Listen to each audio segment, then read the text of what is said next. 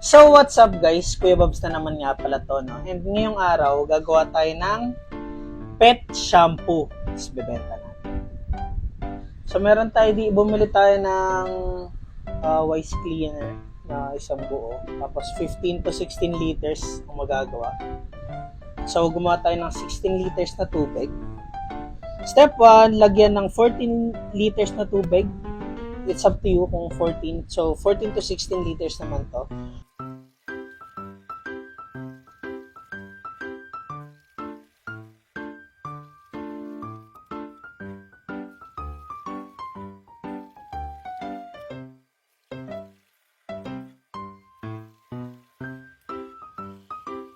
Sundin ang sulat ng Sundin ang sukat ng tubig, lalabnaw ang mixture pag kulang or sobra sa tubig.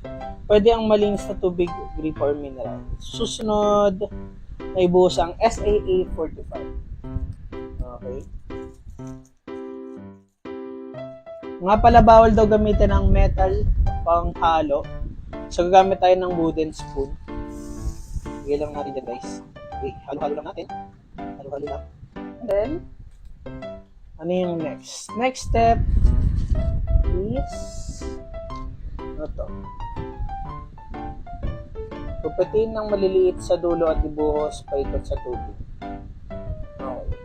Ibabad ng 20 minuto bago haluin ng mabuti. Siguro tanaw ang lahat ng ingredients. I-shake at ibuhos ang premix. Kailangan matunaw muna to. Okay. So, balikan natin to guys in 20 minutes. Then, tignan natin kung ano na itsura niya. So, after 20 minutes guys, binalikan natin yung ating mixture. And, nakalimutan kong i-on yung mic ko. Yan, sasali na natin yung candy floss na scent niya. Ayun yung nagpapakulay sa kanya. Just color red. Siyempre, as a Pilipino, hindi tayo magsasayang ng kahit kaunti. Alam niyo yan. Yan ang mga Pinoy. Aalog-alog muna yung mga natitira sa bote. So, yan. Tapos na. And huwag niyo kakalimutan na ang ipangahalo lang natin is yung wooden spoon. Kasi magkakaroon ng chemical reaction daw if metal yung gagamitin. Pwedeng PVC pipe or plastic. Parang ginamit ko wooden spoon. And ito yung Madre de Cacao. Ayan. Kitang-kita nyo naman. For pets siya guys. And ang Madre de Cacao ay ang nakakatulong pang alis ng galis or insects sa mga aso natin. Pang alis ng garapata. Yan. So halo-halo lang natin. Halo lang guys. And next is yung thickener. Ito yung nagpapatik sa mixture. Kaya yung mga sabon ng mga liquid dishwashing nagiging thick dahil dyan. So halo-halo lang natin. Matagal or mabagal, huwag niyo ibubuhos agad kasi kailangan halong-halo yung thickener. Dahil yan yung nagpapatik sa ating mixture.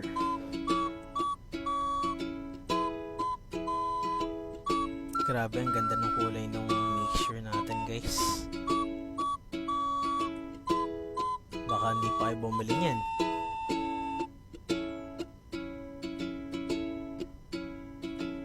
So next is yung surfactant, which is dapat nilalagay siya after ng SAA 45. Pero okay lang naman yun, same mixture pa rin naman yan. Wala namang ibang chemical reaction dun. So yun guys, syempre sisimutin muna natin yung mga ingredients dahil syempre sa Pilipino lagi tayo nagsisimot. Ayun no.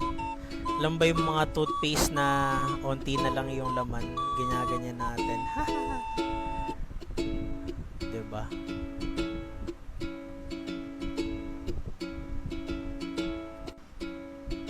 So yun guys. Yan, napiset na natin. And syempre, hahaluin natin. Tapos, maghihintay lang tayo for a couple of hours. Then, isasali na natin siya. So, halo lang ng halo. Hanggang maging okay na yung mixture.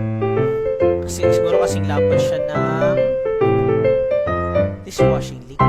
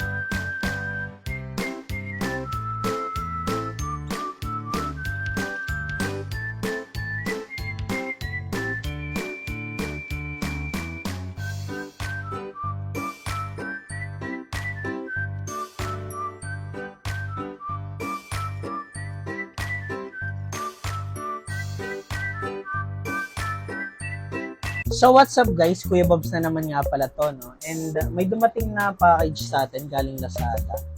And sobrang kala ko na-scam na ako, nakakainis. Pero yung pala, karton yung laman, pero nasa loob.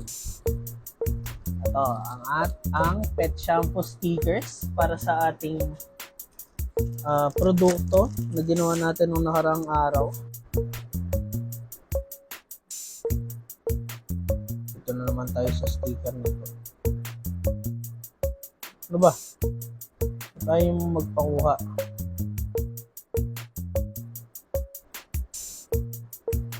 Hoy!